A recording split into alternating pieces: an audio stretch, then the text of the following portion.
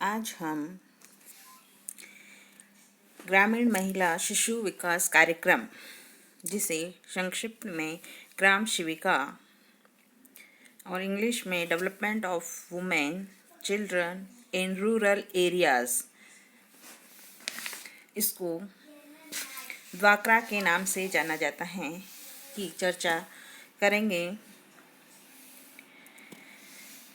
यह कार्यक्रम ग्रामीण परिवेश में रहने वाली गरीबी रेखा से नीचे जीवन यापन करने वाली महिलाओं की आर्थिक एवं सामाजिक विकास के लिए चलाया गया। आई बात समझ में? यह जो द्वाक्रा का कार्यक्रम है वो ग्रामीण परिवेश में गरीबी रेखा से जो नीचे जीवन यापन कर रही हैं उन महिलाओं के आर्थिक और सामाजिक विकास के लिए, उनके आर्थिक और सामाजिक उन्नति के लिए यह कार्यक्रम चलाया गया। इंटीग्रेटेड रूरल डेवलपमेंट प्रोग्राम में लाभ मिलने वाली महिलाओं की संख्या बहुत कम थी। जब उन्होंने इंटीग्रेटेड रूरल डेवलपमेंट प्रोग्राम का इवैल्यूएशन किया तो इस प्रोग्राम का लाभ लेने वाली महिलाओं की संख्या बहुत कम थी, जिस कारण उनके पारिवारिक अर्थव्यवस्था की नींव बहुत कमजोर रह जाती थी। इस कारण से इंटीग्रेटेड रूरल डेवलपमेंट प्रोग्राम की एक सब प्लानिंग में सितंबर 1982 को द्वाक्रा प्रोग्राम प्रारंभ किया गया। आई बात समझ में कि IRDP में महिलाओं की संख्या कम थी, जिसके कारण उनकी पारिवारिक जो अर्थव्यवस्था थी वो कमजोर रह जाती थी। तो उसकी सब प्लानिंग में फिर उन्होंने महिलाओं की आर्थिक स्थिति को सुधारने के लिए, उनकी संख्या को बढ़ाने के लिए सितंबर 1982 को इस प्रोग्राम को प्रारंभ किया।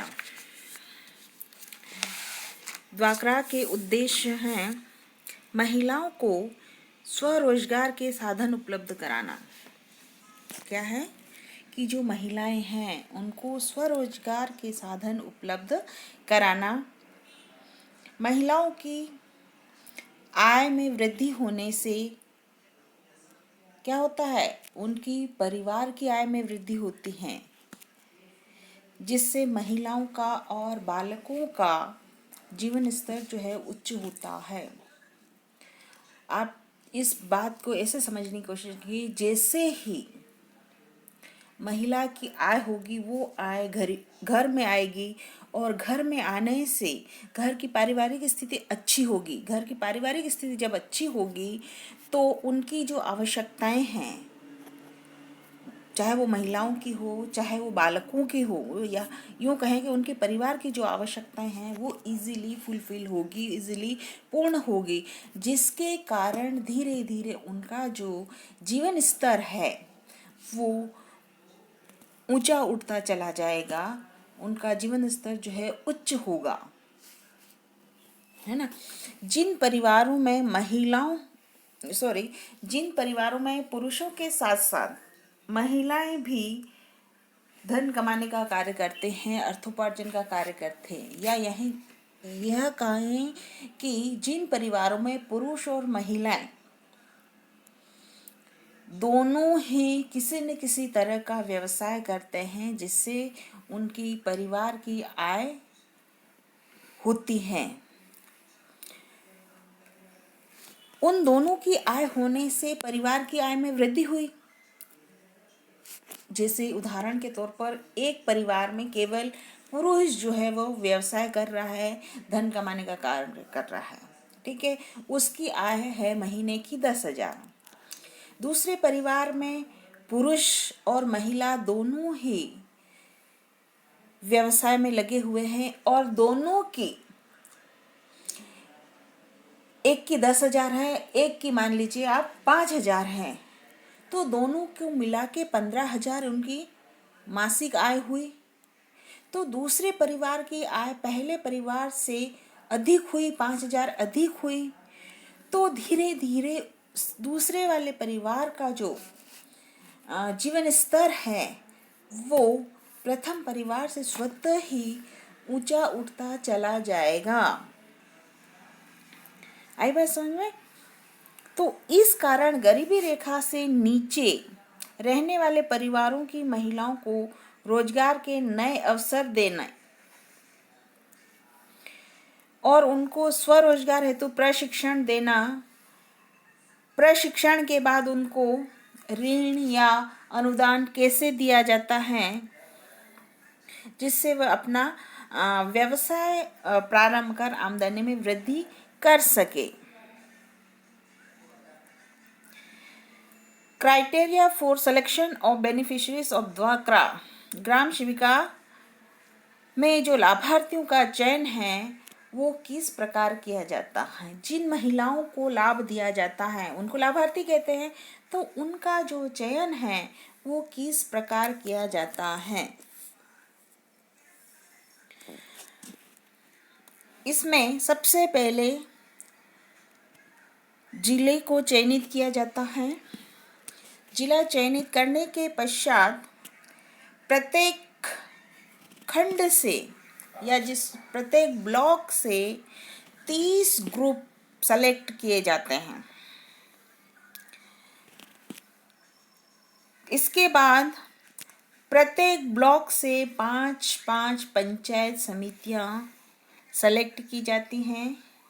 फिर प्रत्येक पंचायत समिति से 6-6 समूह जो हैं वो गठित किए जाते हैं और लास्ट में प्रत्येक समूह में 10 से 15 जो हैं वो महिलाएं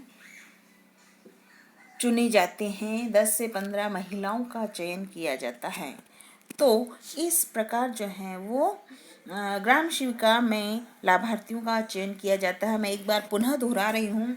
सबसे पहले जिले का चयन किया जाता है, इसके बाद प्रत्येक खंड से, प्रत्येक ब्लॉक से 30 समूह का चयन किया जाता है। फिर प्रत्येक खंड से 5 पंचायतें चयनित की जाती हैं। फिर प्रत्येक पंचायत से 6-6 समूह जो हैं वो गठित किए जाते हैं और अंत में प्रत्येक समूह में 15 से 20 महिलाएं जो हैं वो चुनी जाती हैं या उनका जो है ग्रुप बनाया जाता है।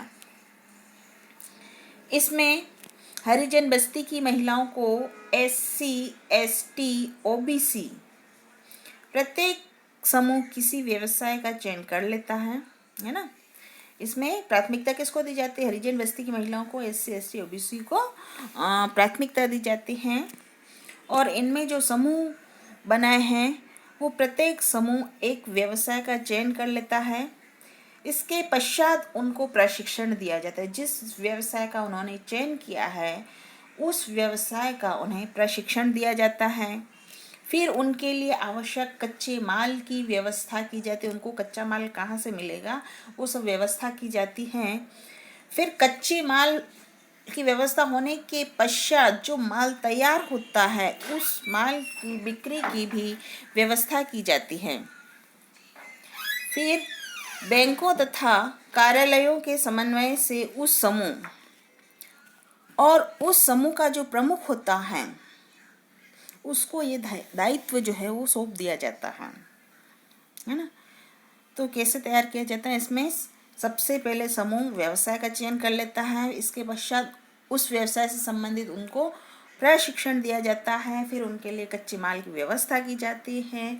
इसके पश्चात जो तैयार माल किया जाता है उस तैयार माल के बिक्री की व्यवस्था की जाती है और उन समूह का या उस समूह के प्रमुख को बैंक या अन्य आवश्यक जो कार्यालय हैं उनसे समन्वय का जो दायित्व है वो उनको सौंप दिया जाता है। वो स्वतः ही उन कार्यालयों से, उन बैंकों से अपना कोऑर्डिनेशन बिठा करके जो है वो अपना कार्य करते हैं। तो इस प्रकार समूह को आत्मनिर्भर बनाने का प्रयास जो है वो ड्वाक्रा के द्वारा किया जाता है। मतलब एक समूह आत्मनिर्भर होगा अर्थात तो उसमें जितने भी महिलाएं होगी वो आत्मनिर्भर होगी और उनका जो पारिवारिक आय है उसमें वृद्धि होगी। आप है ग्राम शिविका का जो प्रशासनिक ढांचा है वो किस प्रकार होता है। Administrative structure of द्वाक्रा। द्वाक्रा परियोजना निदेशक होता है, आईएएस होता है, राज्य स्तर पर एक होता है। सहायक परियोजना पदाधिकारी आरएस होता है, जिला स्तर पर एक होता है। ग्रामीण विकास अभिकरण डीआरडीएसी बोलते हैं इसको। इसके बाद महिला प्रसार पदाधिकारी ब्लॉक लेवल पर एक होता है। इसके बाद ग्राम सेविका एक ग्राम स्तर पर होती हैं। तो ये जो है वो ग्राम सेविका का प्रशासनिक ढांचा था। राज्य स्तर पर आईएएस, जिला स्तर पर आरएस, इसके बाद ब्लॉक लेवल पर महिला पदाधिकारी, फिर ग्राम सेविका ग्राम स्तर पर। इस कार्यक्रम का क्रियान्वयन राज्य सरकार एवं यूनिसेफ जो है वो मिलकर करती हैं। दोनों आपस में एक दूसरे के सहयोग से मिलकर करती हैं द्वाक्रा का क्रियान्वयन।